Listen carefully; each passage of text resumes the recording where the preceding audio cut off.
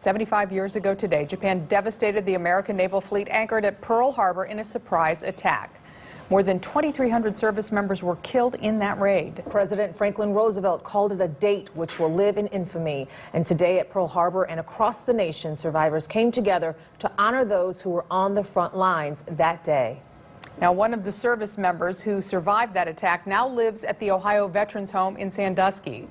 Vito Colonna is 91 years old. 75 years after the attack, his memory of that day is crystal clear. 13 ABC's Lisa Guyton sat down to talk with him about Pearl Harbor today. She joins us live. Lisa. Vito enlisted in the Navy as a teenager.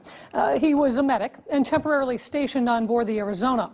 On December 7th, 1941, he took a quick break from his below-deck job, and that's why he's here to share his story today. And all of a sudden, everything broke loose. I mean, it was just wild. It was like, honest to God, I thought the end of the world came. I really thought the end of the world came. With bombs dropping all around him, Vito says the force of the attack sent him flying.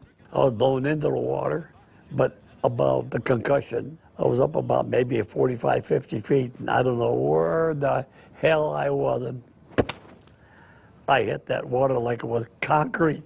Vito says he and dozens of others clung to the ship's propeller before safely making it to shore. I can't even describe it. Vito was injured. In spite of that, he frantically worked to save others. He estimates he helped about 75 people that day. Years later, he had a chance encounter with one of them in a mall in his hometown of Cleveland. And he walked up to me and says, "Don't you know me?" I said, "Should I?" He picked up his T-shirt right in there, and I can see every suture I put into him, 18 of them. More than 7 decades after the attack on Pearl Harbor, the horror of it all is still very close to the surface for Vito. Honest to God, it was horrible, horrible. Well, you can see your buddies thrown in the air like paper.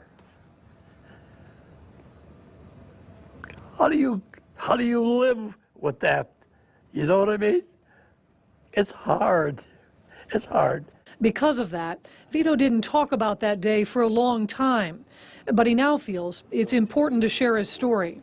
All these soldiers, all these sailors, they all have a story. Some of them don't want to talk about it. I didn't want to talk about it.